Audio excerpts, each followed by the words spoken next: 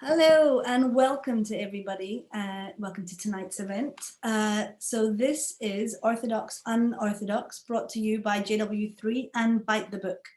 My name is Michaela Brunberg. I'm Head of Arts and Culture at JW3. And if you don't know us, we are a hub for Jewish arts, culture and community.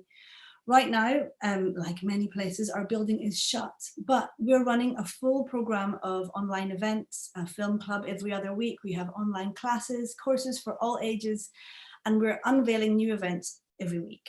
The building itself is still a hive of activity. Just today, it was transformed into a centre for blood donation. And during this lockdown period, JW3 has been tackling food poverty. So we've become the major hub for food banks in North Camden. Back to tonight. It's a real pleasure to work with Juliet Simmons and also with Justine Solomons from Bite the Book, who have put tonight together. I want to say that it's a sellout, which is such a joy for any event.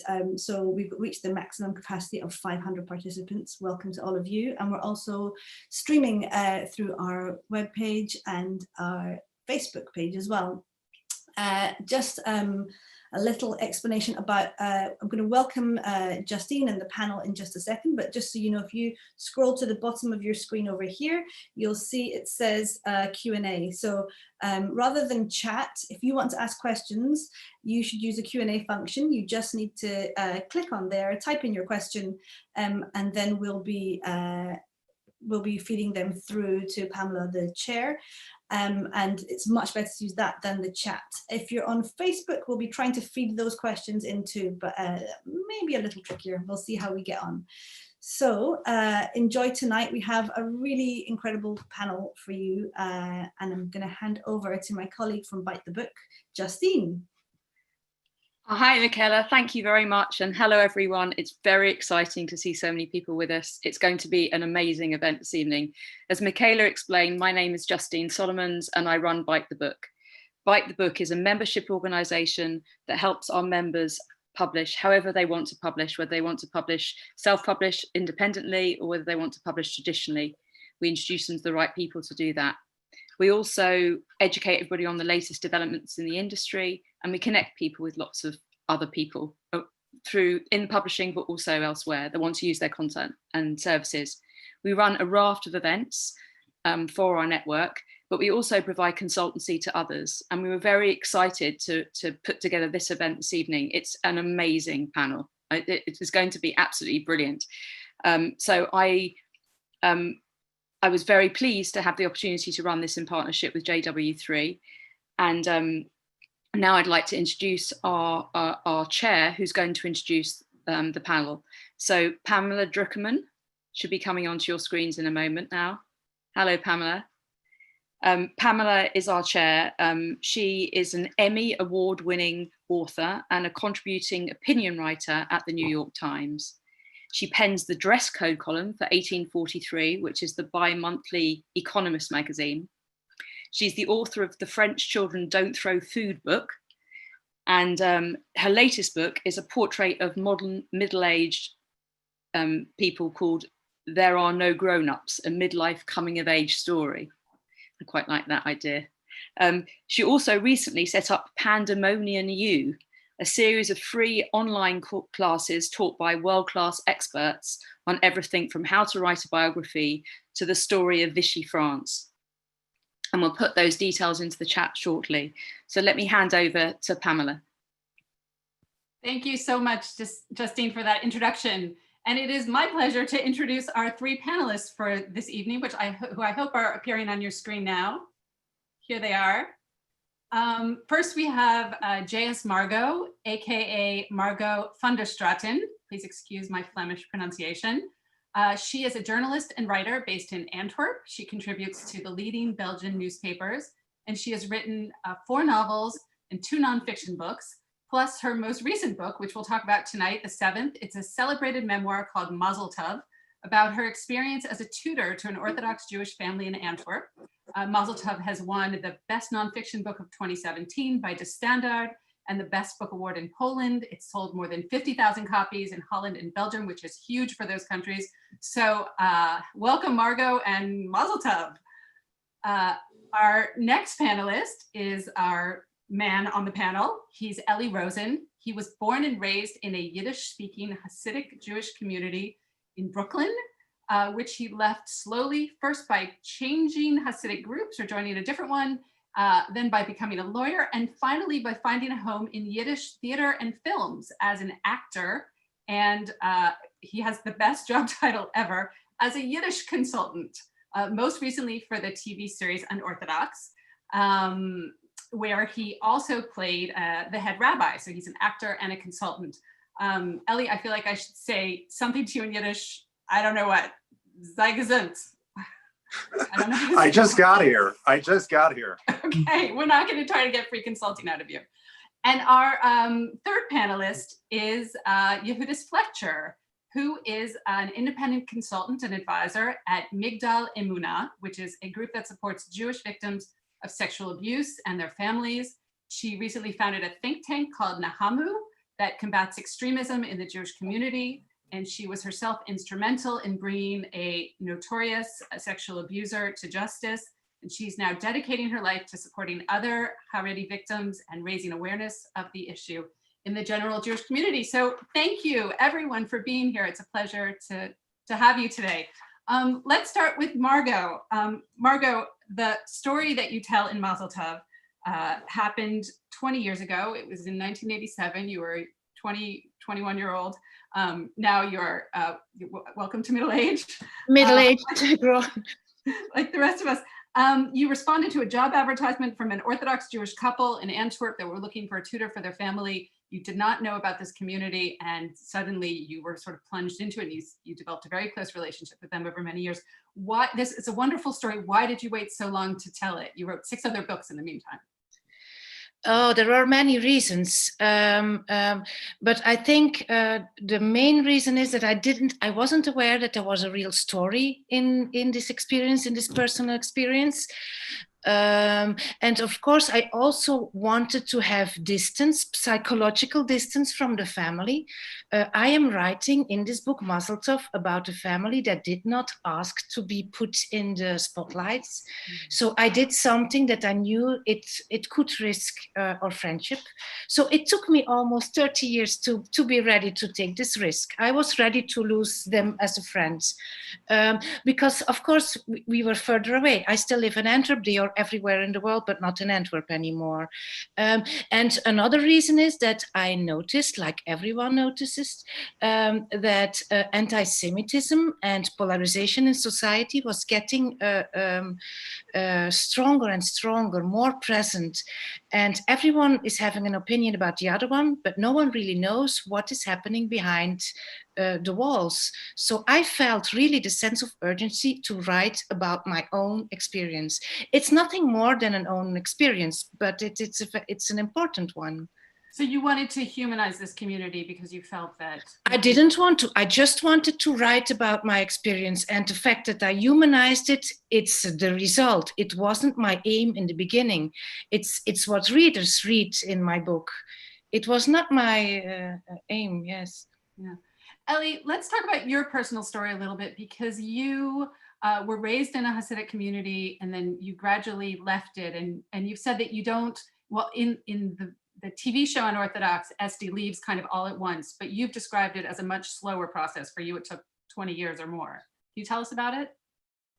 Yes, and I think this is a lot more typical of people who leave in general, due to the constraints of the format of telling the story in 4 short episodes.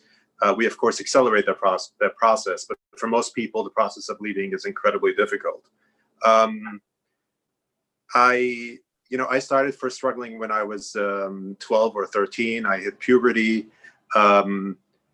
And of course, there's virtually no sex education. I shouldn't say virtually. There is absolutely no sex education within the Hasidic community.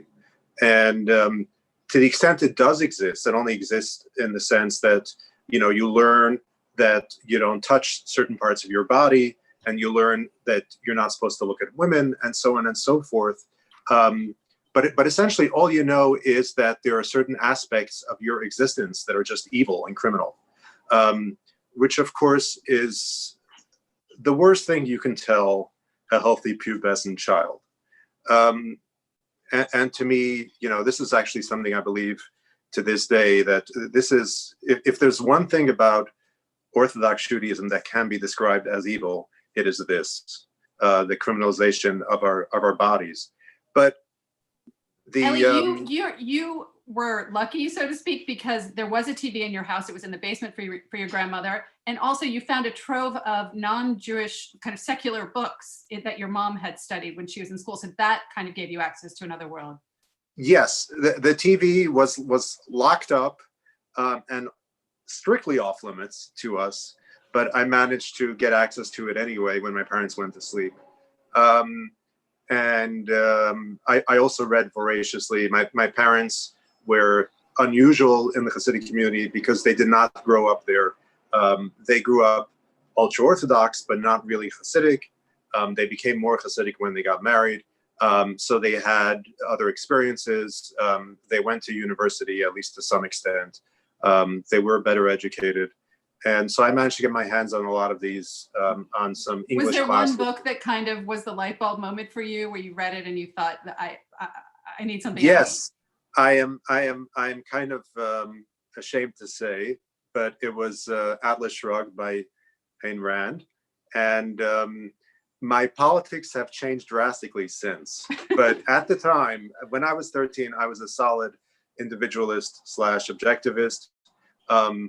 I thought, I thought that my experience was very unusual again, because it was, like many people who leave and question, it was an incredibly lonely experience because we had nobody to talk to. We all thought we were the only one going through this. Maybe that'll be one benefit of Unorthodox for people who do want to leave, is that they'll have a sort of absolutely. I mean, and a whole body of literature, which we should talk about. Let's move on to Yocheved, who I hope is there. Yocheved, you have seen, hi there, you've seen really the darkest side of this community that we're talking about. And I don't mean to say that this is a monolithic community. You live in Manchester. There are obviously regional differences and differences between people even in the same neighborhood. But you've seen the darkest side of it. You are yourself a survivor. And yet, despite everything, you have stayed in this community. Can you talk about your decision not to leave? And I feel like it's about taking space. It's about taking ownership of my heritage. And it's also about, discovering my sense of self. I had 3 children and I was sitting with a therapist. I think it was 27 already. And she said to me, Yocheved, we need to talk about your sense of self. And I said, what's that? I had no idea up to that point that a person could be like an individual with you should have read Ayn Rand. With things that they want to do and things that they want to experience just because it's good and fun and exciting, and not because it's righteous or objectively the right thing to do. But you still live within the community, even though you're highly critical of some of its practices. Yeah. So when I realized that, and that was also a journey, like that was a realization, that was my light bulb moment. But then there was also a journey that I went on after that. It very quickly became clear to me that I could slam the door on the way out. I could say, this is not an okay way to live. I don't like lots of things about the way I'm living, and I could have just left. But I decided not to. I decided to go one step further and actually take ownership of the space that I was in, not just myself, but the space around me, and make changes to the way I was living, but not to actually leave. Because if I would leave, that would mean essentially leaving behind friends and family and also roots and starting afresh somewhere else. And I didn't want to have to do that. And I didn't think anybody should get to take my heritage away from me. So can I point out something that maybe not everyone can tell just from seeing you on a Zoom screen, which is that you're an ultra-Orthodox woman, but you do not cover your hair and you go out in pants, but you send your kids to an ultra-Orthodox school and you go to the school gates looking very different from everyone else. What is that like? It's confrontational. Sometimes it's uncomfortable, but it's absolutely beautiful to make space for myself and to take space. Well, we'll talk more about that. I wanted to go back to Margot, because you were coming into this community completely as an outsider, it seems like you really didn't know any, you had observed, you lived in Antwerp, so you had seen Orthodox Jews kind of marching past, but you hadn't spoken to them. You certainly hadn't been in their homes before. What were you worried about trying to represent this community as somebody who's coming from outside it? No, not really. And that's, for example, the difference between me being here and the other members of the panel. I'm really an outsider. I didn't know anything about Judaism. The only thing I knew was the visibility on the street scene, because I live in Antwerp, and like in the series Unorthodox, when Yankee and Moshe land in Berlin, Yankee is having a shtreimel, and Moshe says, "This is not Antwerp. Why did you bring your shtreimel?" Antwerp is full of shtreimels. We have a big Hasidic community. I wanted to ask to Yehudis later if maybe she's modern Orthodox more than Hasidic now. Or I don't know, because sometimes it's a semantic discussion to know when are we using the word ultra-Orthodox, when do we use the word Orthodox, when is it modern Orthodox? It's difficult to know. The family you lived with was modern Orthodox. They are modern Orthodox, but they observed the Sabbath. They followed the rules of the separate kitchen. They were very religious to me. Were you worried, as somebody who was coming from outside, that you were going to exoticize them, treat them as this kind of strange tribe, or I was in my 20s. Eli says he was when he had his puberty. I mean, at 20, you're very young. I was more busy with myself than with children I was tutoring.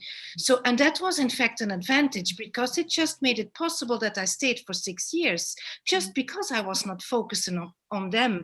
I was just looking behind the religion. I was trying to connect with the children. Justine, yes. And at the same time, they didn't have much contact with people who weren't not at all. I was a tutor for 4 children, especially with the girl. She was 12 when I started. Every evening I was there. It was private tutoring.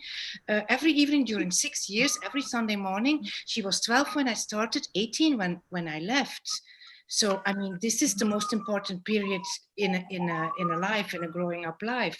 But there's a character, Margot, in Unorthodox, who's the piano teacher, the non-Jewish piano teacher, kind of rescues Esti. Were you kind of expecting to maybe play that role to save this little girl from? No, she didn't need to be saved, but I am sure that I opened or I gave her other perspectives in life, just by showing who I was, by the ownership that Yehudis is saying. I mean, my life, it was different from theirs, but she is very Orthodox now. She's more Orthodox now than she was when she was 12, or than her parents. And this is her own choice. She lives in New York, but they are not Hasidic. Yeah, there's a scene in the book where she's considering going into an arranged marriage, and she writes to you to ask your advice whether she should marry this guy from New York who she had met. And you send her all these questions about that she should ask herself, and it turns out you got them just from sort of women's magazines, but she took them very seriously. Yes, because for me, I mean, I believe in coincidence in my search for love. I mean, it's not. I want romance to happen, not to go and look for it and to make it. But yes, it's true that. But I want to make the difference, because you say arranged marriage, and there is a difference between arranged and introduced. Introduced means, yes, but it means that she could say, no, I don't want to marry this guy. Introduce another one.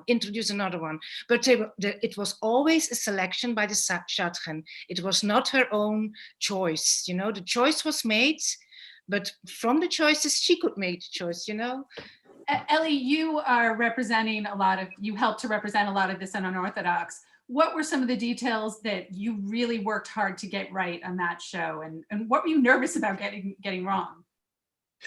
Yeah, I mean, obviously the biggest task was the wedding on so many levels. Almost 200 people involved in that scene or series of scenes. And we had the location for only 2 days. And we had to, we only really had 40 complete Hasidic costumes that we had to stretch. And we had to teach the extras the songs and how to dance and how to move and how to stand. There were just so many pieces and so many moving parts. And then, of course, I was tasked with writing a scene, a chuppah scene, a wedding scene that is condensed into 5 minutes. It condenses, hours into 5 minutes. So that was very, very challenging. But the part that really kept me up at night was the sex scenes, the marital scenes.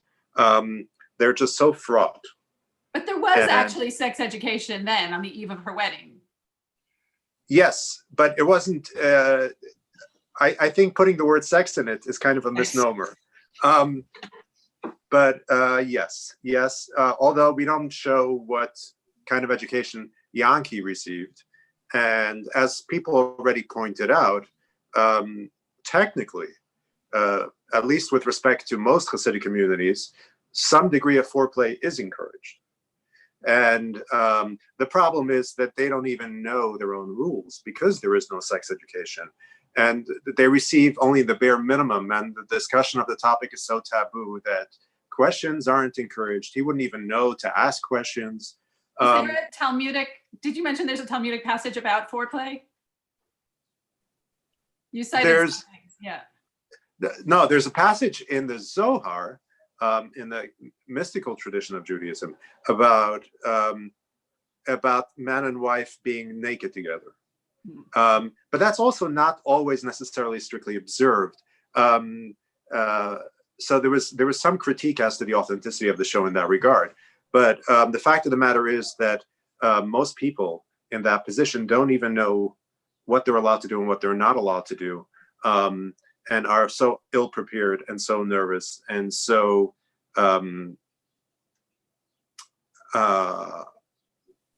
uncomfortable. Yeah, with, I would say their role. It would be yes, but also uncomfortable with their own bodies and uncomfortable with the roles. That what you see is the end result. And I've had so many people write to me, and I'm sure Yodis can speak to this, but I have had so many people write to me that was step for step their wedding night. Hi. So you're quite critical of the portrayal of ultra-Orthodox women that comes out of Unorthodox. What's your critique? My critique is not of the sex scenes. That's how my wedding night was. And I've been married twice, so we're both like that. Did you have any sex ed beforehand? So my mother had a conversation with me when I was 9 years old, and she said to me, "This is what your genitalia looks like." And that's when she told me about menstruation as well. And then that was it until just before I got married. And then I went to a Kala teacher. I loved the Kala teacher scenes, by the way, they were great. And then it was all theory about how you're supposed to be a good wife. And then at the last lesson, which was about a week before the wedding, there was a line drawing on a piece of paper. This is a penis, this is a vagina, that goes into there. So it's not the sex scenes that I had any critique for. It was the wider, broader portrayal of women in general, as I felt, not the women that I knew. And the story, Unorthodox isn't my story, but I spent a lot of time in Satmar and Kiryas Yoel, that's Kiryas Joel, and also amongst the Tosha community, and in Stamford Hill as well. And I know so many of these women, they're my family, then, I find so much actual tension between the joy and the warmth that we have in the family, and also the absolute cruelty that goes on. But the cruelty is actually highlighted if you can show the joy and the warmth. But when we only show the cruelty and we only show the cold, it's like, okay, so these are flat people who just don't feel good ever. But with them, I felt it was missing a more accurate portrayal of the complexities of how Hasidic women live. I mean, the truth is that most people who are born into these ultra-Orthodox communities stay in them, but yet we hear from the ones who have left, people like Ellie. So Ellie, what would you say about that? Are we only hearing from disgruntled former employees of this corporation? Well, yes, and mostly, and part of the reason is because they're so insular, and because they don't really appreciate any kind of portrayal, positive or negative, coming from the outside. They have no desire to engage with the outside. Although there is some kind of change happening in that space. There are people within the community that are becoming more politically active and more outward facing. But at least that's been the case up until fairly recently. And yes, the group that is telling their stories is a very self-selecting group. There are people that have left. And to be clear, the story of Unorthodox is told from the perspective of somebody who left, and somebody who was part of a very, very dysfunctional family. So no attempt is made to portray all Hasidic women. In fact, to the extent the show does so, the show does show the beauty and the ritual, the love and warmth of the grandmother, and the warmth of some of the other characters. I think that Malka's character is so passive aggressive that she kind of outshadows everyone else. But that, again, that is really just Este's perspective, obviously. And obviously there is so much warmth and beauty among the people in the community, my family included, whom I have a very beautiful relationship with. Yeah, I mean, I think one thing that's really striking about the main character is how much she loves her community too. She's so torn about leaving it. She's quite ambivalent.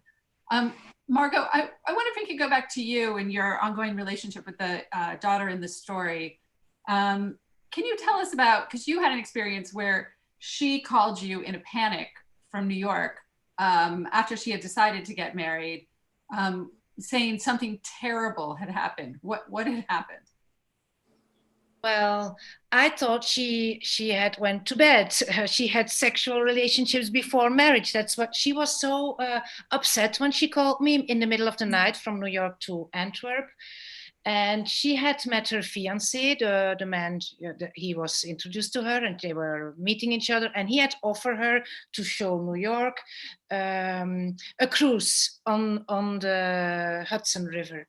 And a stormy weather made it almost unbearable to stay, to not get dizzy on board. And she was scared or afraid, and she had touched her fiancé, touched his arm and squeezed his arm. And after that, she phoned me completely upset because she had broken a very important rule. You don't touch your fiancé before you get married. So I was completely relieved, because when it took a while before she was able to tell me this story. But in the beginning, that's what we think. We just think, okay, she lost her virginity before, so there is a big problem. No, she only touched him. And then you can see that there is a big difference between my own frame of reference or my life and a very Orthodox life. Well, I kept wondering when I was reading your book whether you were ever tempted by their lifestyle and tempted to convert and come, you know. Oh no. But there are several things that I miss and that I don't have, like, for example, solidarity, which is very strong inside the Jewish community in Antwerp. And of course, social control has the negative side, but it has also a very positive side. The warmth, the family, the love. There were many positive things that I learned from them. It just they were a mirror for me. And so it was not always an easy relationship, like I describe in my book. And it was with friction, with clashes from both sides. But at the end, it was a very rewarding relationship, because, I mean, I'm very happy that I had this experience, not only because I have a bestseller now, but because it changed who I am. And this is something that you cannot buy. I mean, human relationships are the most beautiful things in life. It's hard to forge or to persevere appear in a difficult relationship, but it's nice when you both want to see the person, when you want to connect. Yeah. Yocheved, you, as we discussed, deal with some really tough issues in the society. You had a hard time when you first came forward, speaking out against your accusing someone, and you really were not heard for a long time. Do you think that's changing in the community? Are they more able to look at themselves and be judged?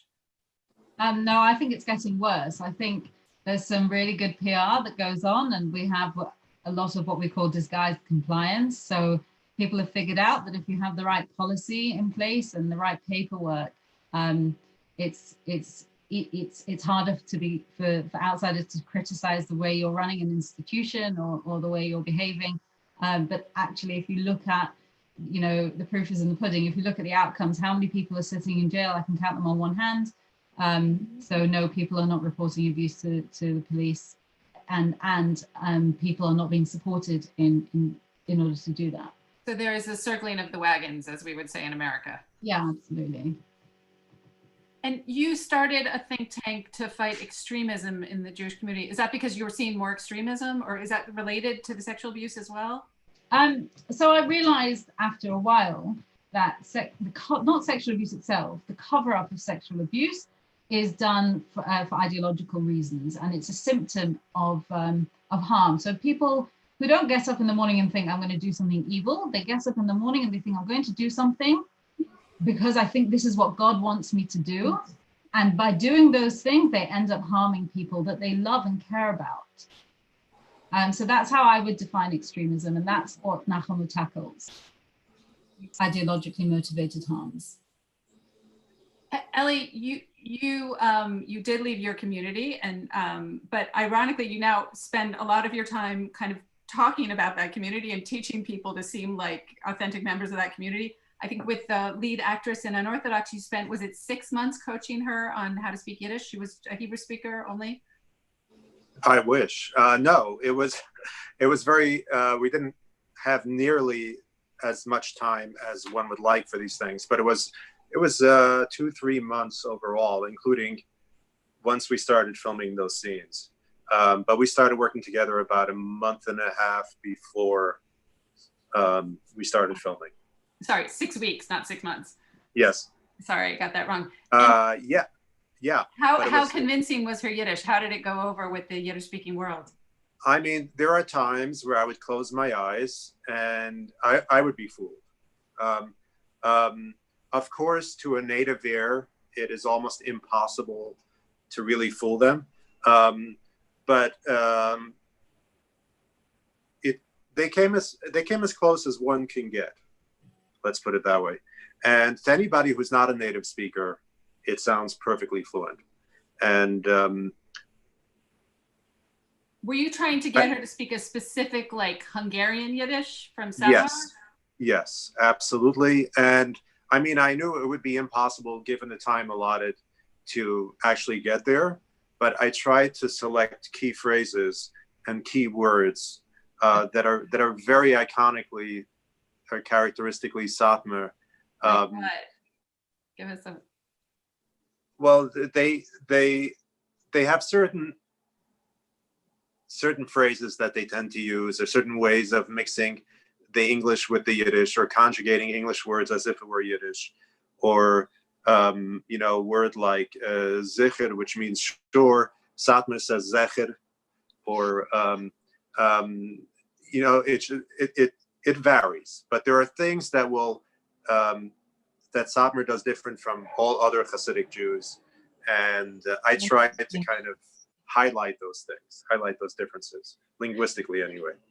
I read an interview with you in Le Monde, actually, because I'm in Paris, and it said that your mother was I'm sure your parents are not thrilled that you've left the religion, but your mother was very happy to see that you're at least playing a rabbi on TV. Well, I don't know. I didn't say that. I wouldn't say that. Maybe it was lost a little bit in translation. I read the Google Translate of the article, but she was she said that she was thrilled. You know, she thought I looked great, and she really liked my character. Let's put it that way. And I frankly, I don't know. I don't think they know what to make of what I do. They find it really, really confusing. The fact that I left, but yet I'm so heavily culturally involved, is something that will always be a mystery to them.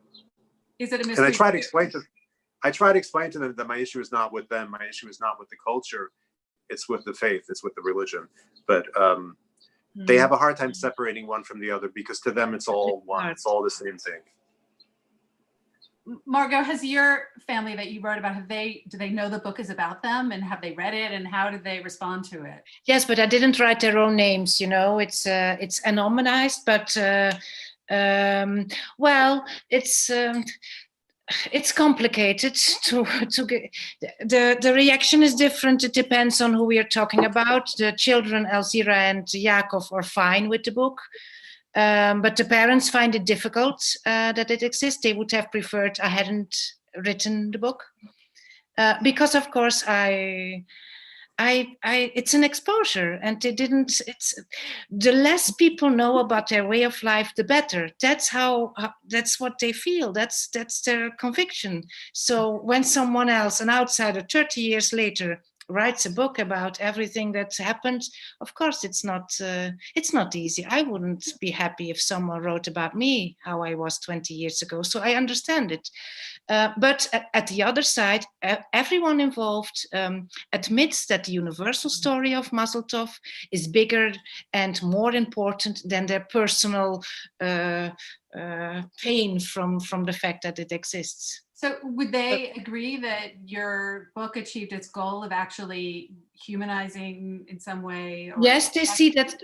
They see, well, even there is one Jewish friend who told me, if we had written the book, people would have accused us from propaganda. Even if it's very critical, my book, and very frank, there is a way, but I didn't know it. You know, you do it unconsciously, because, but I made them fully humans. Not only the religion is there. There are children who are just searching which way to go. They have questions. I have questions. It's a life. It's a friendship. The book is more about friendship. I think what makes the book credible in some way is that you admit to your own sins in the book. Like at one point, the yeshiva, one of the boys you were tutoring you were writing papers that he was selling inside of his yeshiva, like school papers. Yes, we were selling my writings to other students. I'm not proud of it, but that's how I was when I was 20 years old. And I had the cooperation of Yaakov, the boy, who was very clever and who made money. So he got 30% and I got the rest. So that's what I did, yes. But it's at the end, I think this is one of the reasons why we did bond. It takes time. You just notice it later. It's just because these things happened, or that it was so beautiful. One of the other details I thought was very funny in your book is you noticed that instead of having pop stars on their walls, the kids had like bearded rabbis on their walls in their bedroom. Eli knows it, because I read in an interview that Eli had the same when he was young. Yes, he had 6. For me, they looked like Khomeini at that time. You know, it was all these long bearded gray men. Did you have rabbis on your walls when you were growing up? Not my bedroom walls, but okay. You know, the living room, certainly, yeah, certainly. And my father has several in his study now. One, of course, the Satmar Rebbe.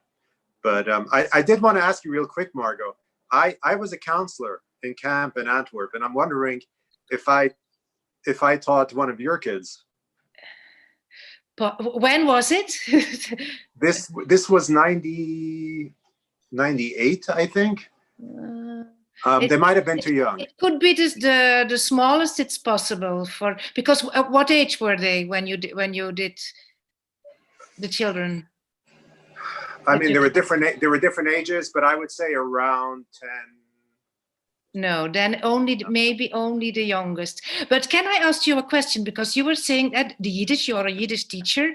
We just said there is no sexual education.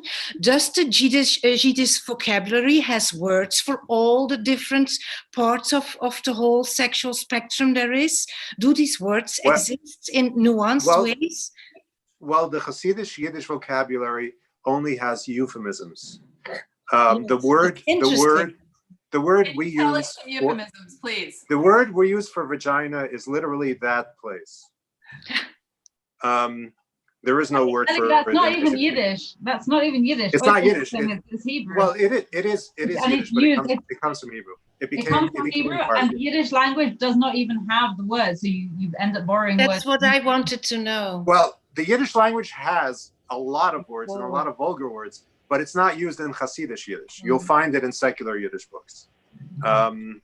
So yeah, like even the word for sex that we used, I mean, there were conversations about sex that I told the writers we have to rewrite because the conversation would never happen that way. Yes. But to the extent the sex would be referred to specifically, it is referred to literally as the mitzvah.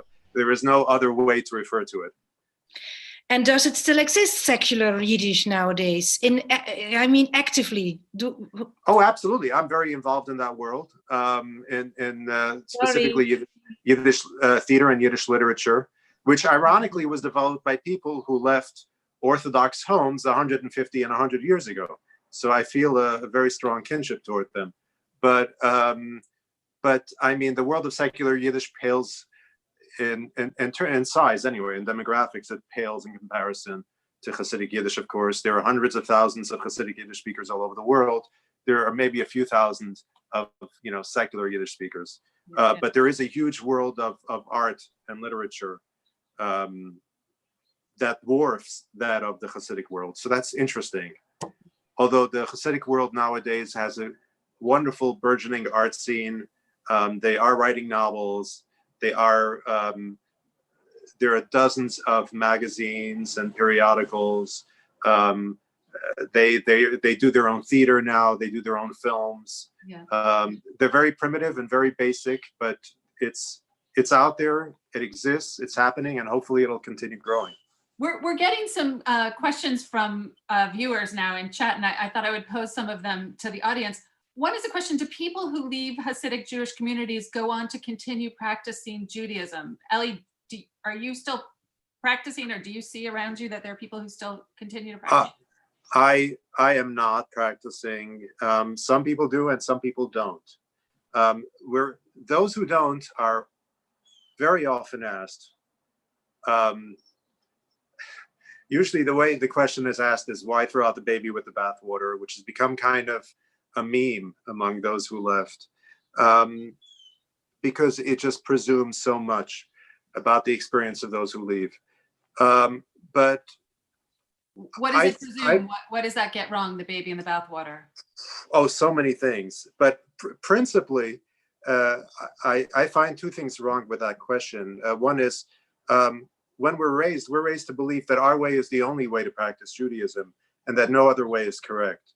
And so for them to, kind of come back to us once we've left and say, well, at least you could have been modern Orthodox, you didn't have to leave it all together, is deeply ironic. Because while you're Hasidic, the option of becoming modern Orthodox is not an option. It's one step above converting to Christianity. So that's first of all the irony of that, and second of all, most of us who leave do kind of take a long time exploring every aspect of our faith. I mean, I explored several different Jewish communities. I spent years and years kind of looking for answers in every book I can get my hands on. I feel like I left no stone unturned.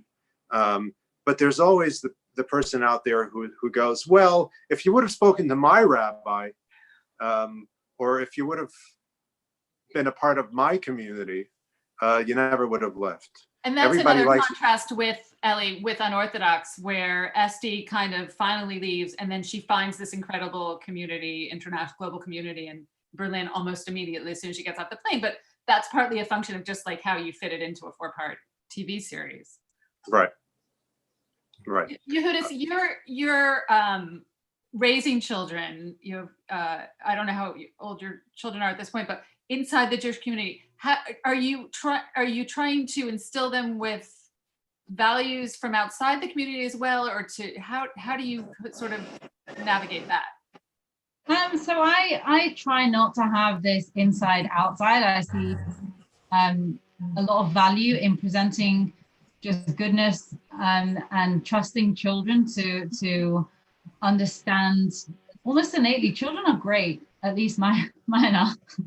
I think. I mean, and it's, for me, it's more about, you know, talking to them about, you know, whatever's going on at the moment, and they might want to talk about Black Lives Matter. They might want to talk about, I don't know, LGBT rights. They might want to talk about all different other things that they might hear about or see. Or do you let them read secular books, for example, the way Ellie? Yes, I do, and I encourage them to as well.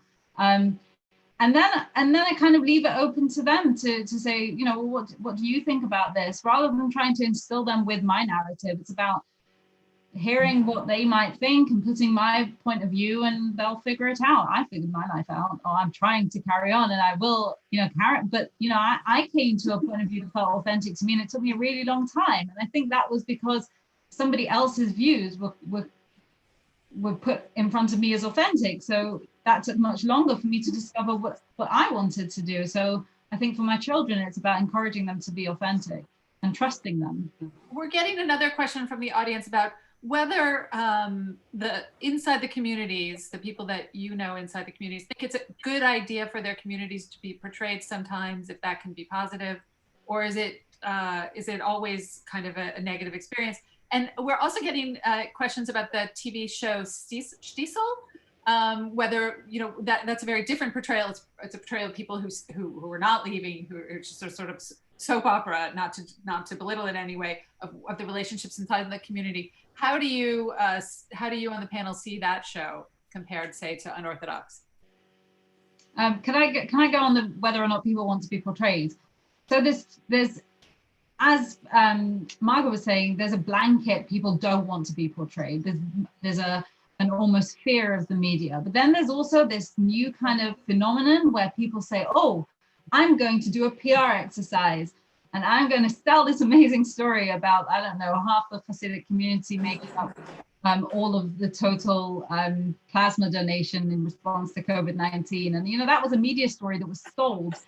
And that's not to say it's true or it's not true, and I'm sure it is true, but the idea that we should take a story from the community and put it out in the media ourselves is a new phenomenon that's happening, and that's an attempt to counter the narratives in Unorthodox.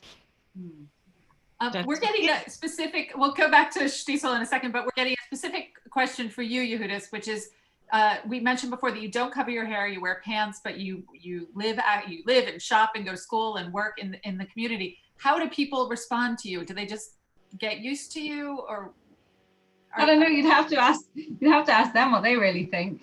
Some people are nice, some people are not nice, but more and more I find people appreciating that somebody's doing something differently and responding to that and doing their own thing as well, which is really great. Nice. I'm guessing your kids are not in private schools, Yehudis? My children go to a Haredi state school. Yeah, I'm guessing they would not be admitted into a private school. No, and one of the things I had to do anyway was I wasn't prepared for my children to not receive a secular education. So anyway, that was something that I did. Right. But yeah, I mean, this kind of behavior would get me thrown out immediately. Yeah, no, I just wanted to point out that that possibility does not exist in New York. That's a creature that's unique to England. They have Haredi state schools where they're required to follow the law and be non-discriminatory in their admissions process. There is absolutely no way, you know, a mother who doesn't follow kind of the the modesty guidelines of the community to be able to enroll a child into a community school in New York. That just doesn't exist. But yeah. Another thing that's just striking with you, Yehudas, is the main weapon that is used in these communities sometimes to get people who are not complying to comply is shame. And you are someone who is sort of post-shame, I think. I'm unorthodox, unashamed. Yes. You look very happy. And Ellie, what about shtisel? Is it shtisel or Shtisel? Shtisel. Shtisel, sorry. It rhymes with bissel. Yes, it does.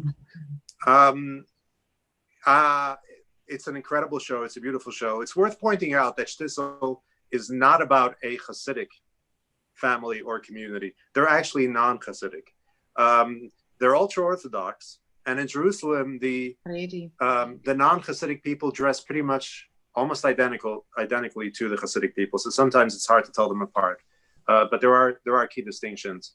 But like you said, it's a story about people, first of all, who don't leave.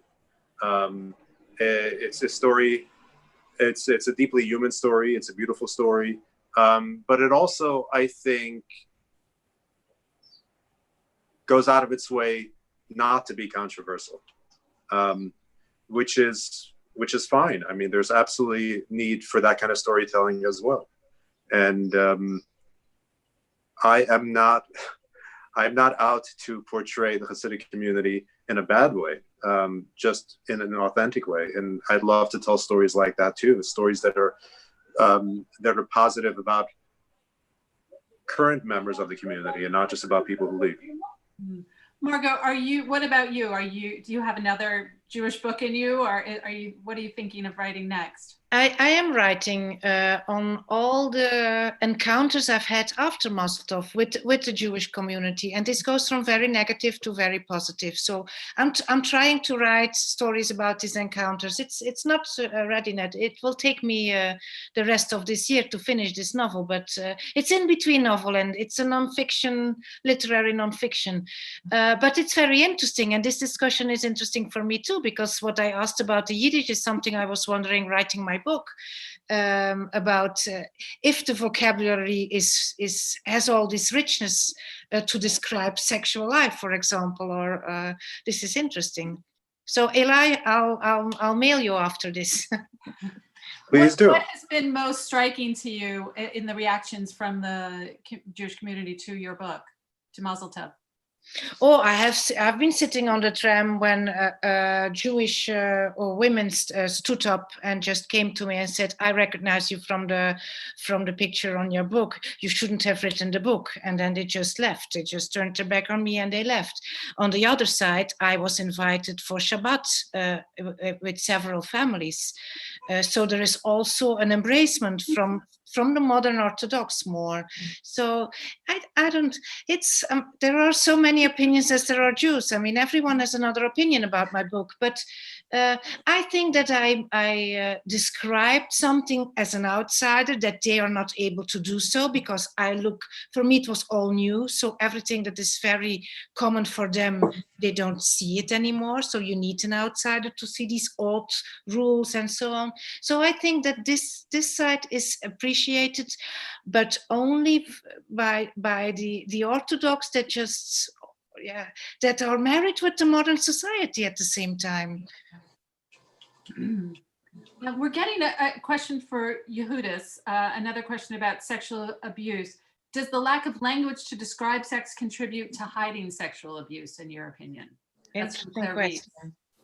No, I don't think it contributes to the hiding. I think it contributes to the low reporting and the difficulty in reporting. So there's two different things that go on. One is people from themselves just struggle to report and struggle whether they're reporting to the police or struggling to speak to a rabbi about it, or to a counselor. And there's another thing where there's sort of active, deliberate acts to enable abuse to carry on and to stop it from being stopped.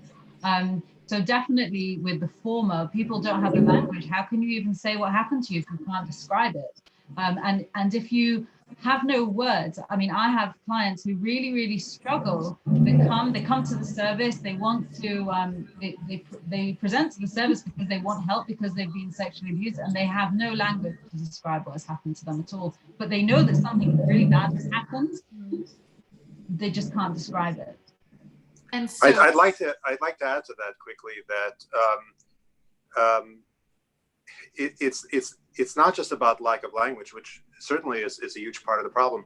I think that the concept of bodily autonomy and choice does not exist within the Hasidic community.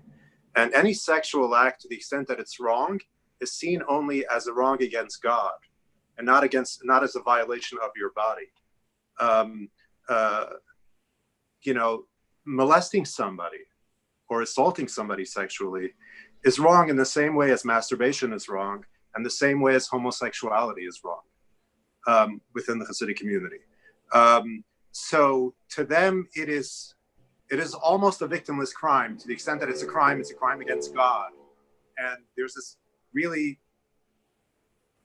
terrible moral equivalence between all of those things.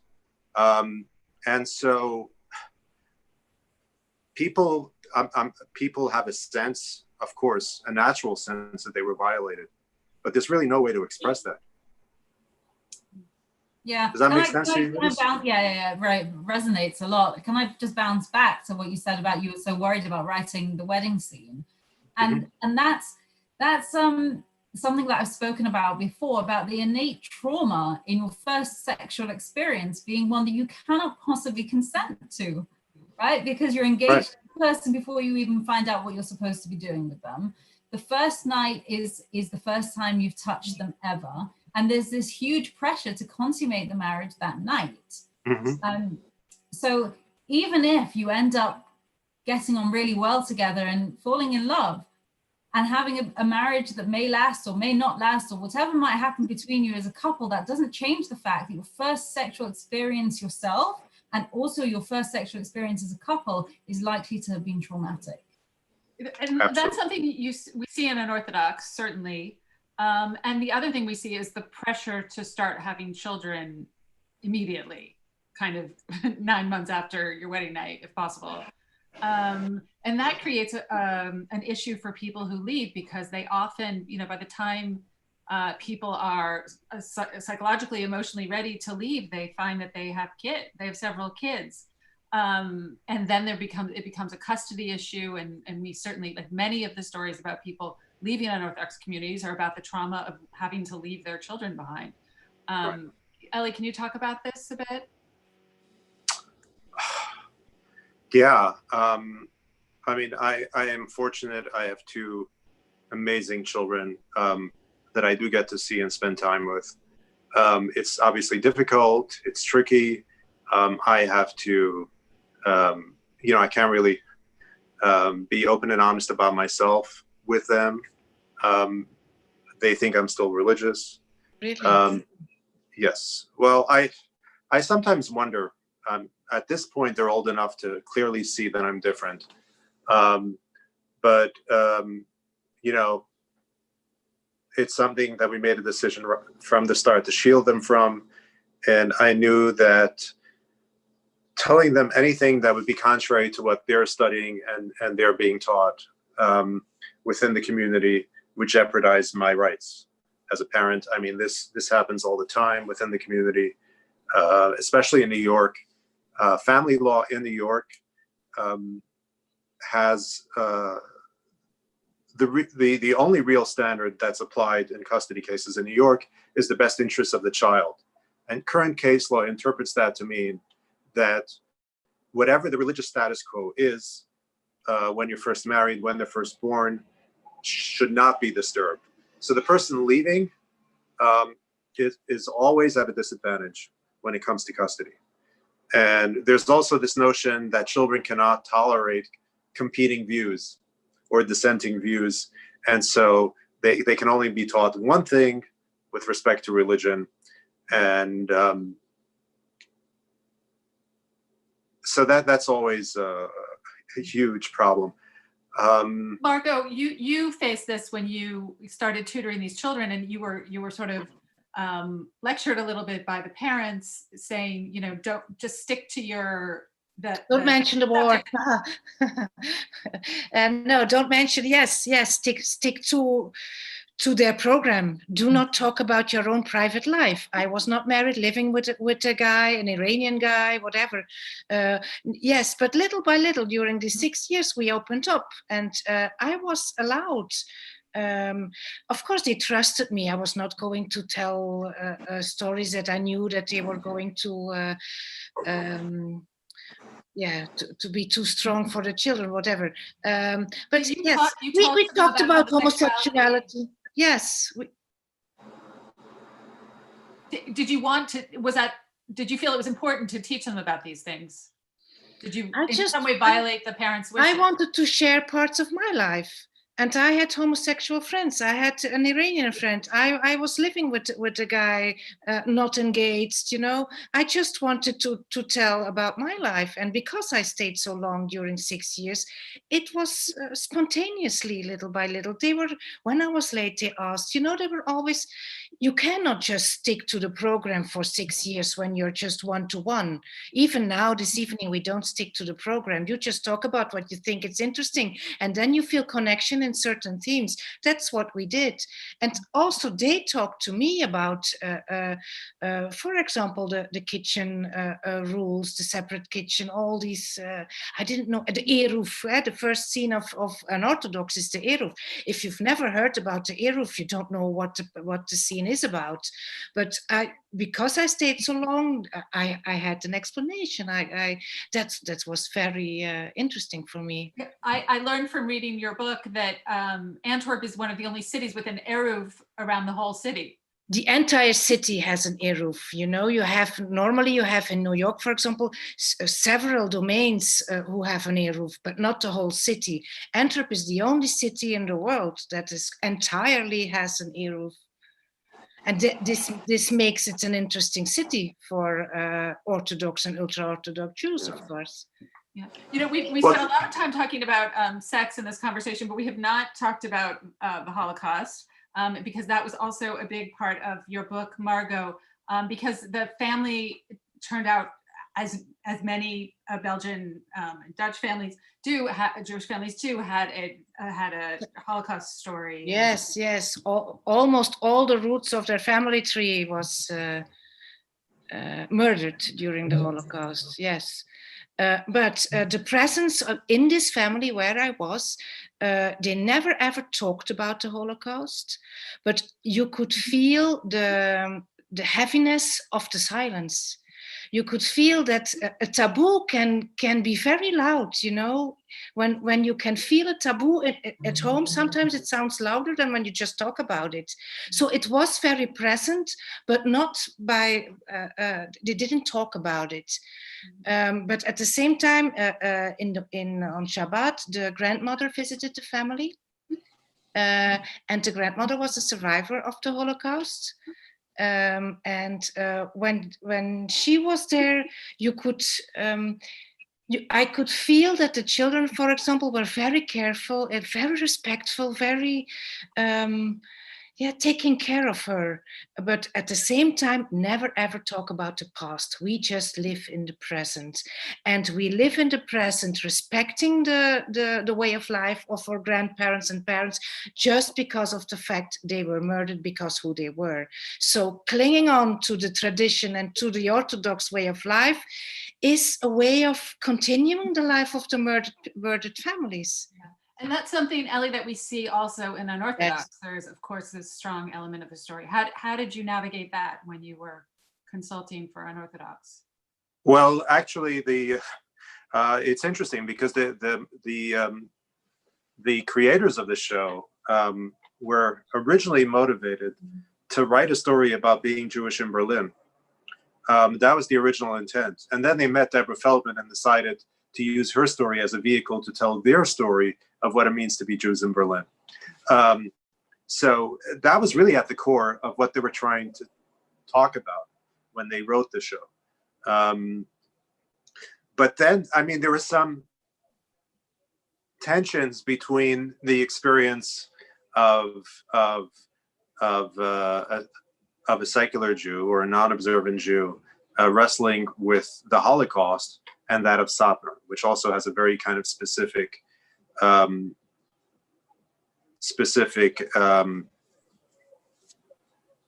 feeling toward, you know, the subject matter. But I mean, personally, my grandparents were all from Hungary. They all were survivors. Like Esti's grandparents, my mother's parents met in a DP camp. They both had a spouse and children that died, that were murdered in Auschwitz. And they remarried in a DP camp. Exactly. And my mother was born in a DP camp. And these were things that were never talked about.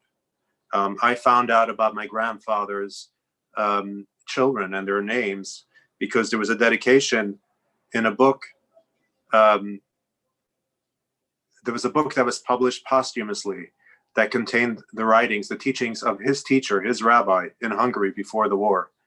And he gave some money toward that book, and as is traditional in Hasidic literature, that they publish dedications in the back of the book, and it's always family members lost in the Holocaust. So it named his wife and children that died in Auschwitz.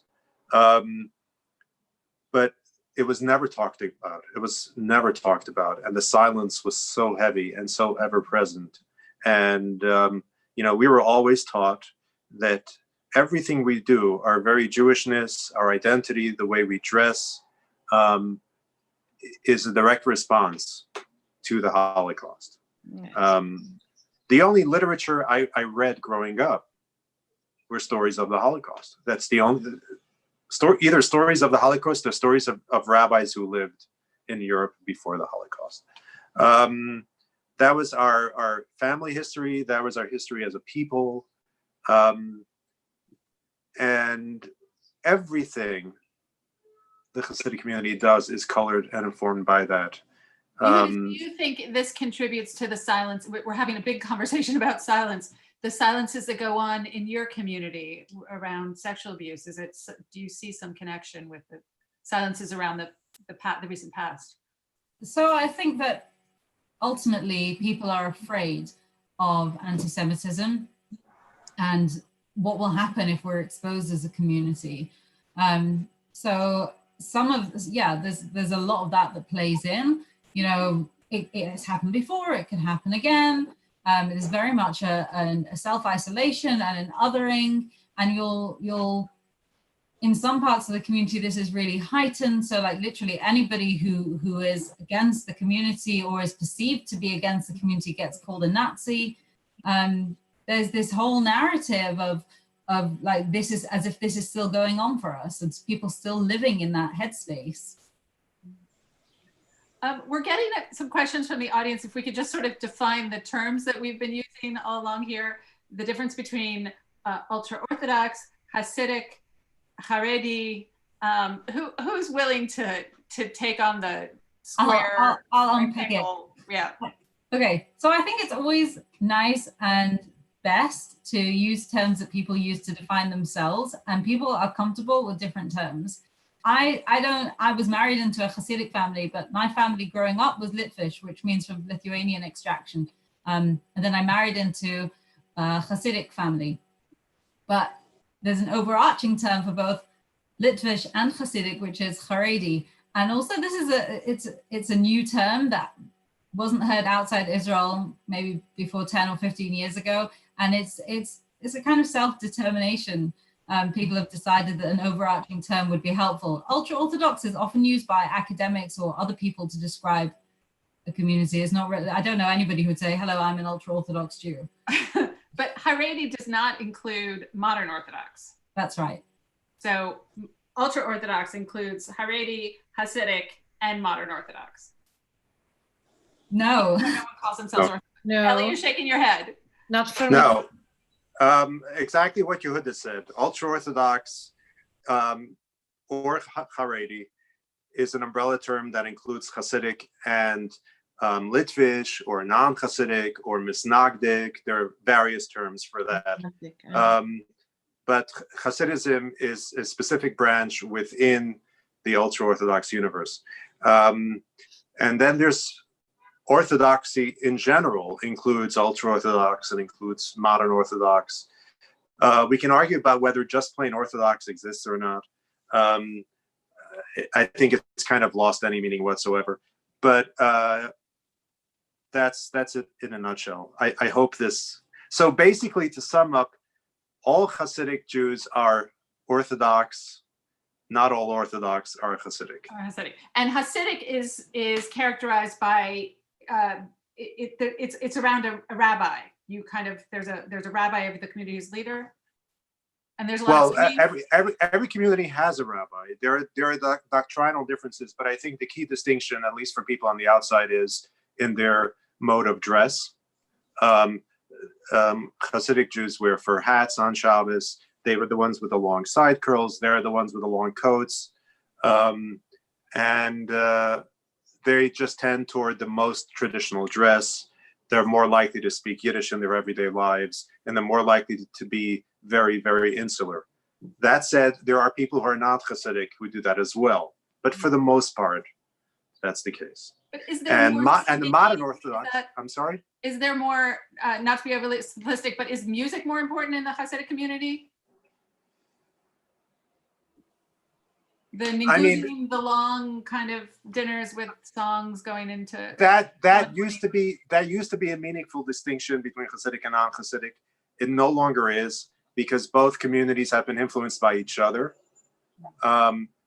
since the Holocaust, because we're no longer living separately in Hungary and in Lithuania. We're all living in the same Orthodox communities worldwide. Everybody's influenced by each other.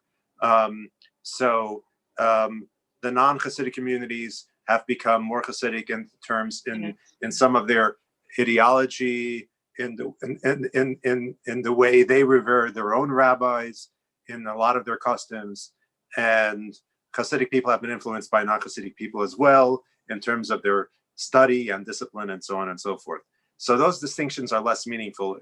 Today, it's really very, very external and cultural, and really comes down to like dress and very specific customs that are not immediately obvious to people on the outside.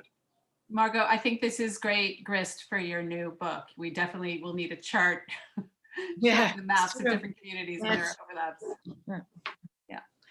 Unfortunately, I think we're going to have to end here. We're running out of time. Thank you to everyone in the audience for all your questions. I'm sorry we didn't get to all of them, including the one about that I couldn't pronounce about vaginismus, which I'm sorry I'm mispronouncing, but I will hand the baton back over to Michaela. Thank you so much to our panelists for everything today. And thank you so much to Pamela for being such a stellar chair. That was incredible. Yehudis Fletcher, Jess, Margot, and Ellie Rosen, thank you for your frankness and your honesty, which we just don't take for granted at all. That was wonderful. And for your own stories and the remarkable encounters which altered your lives.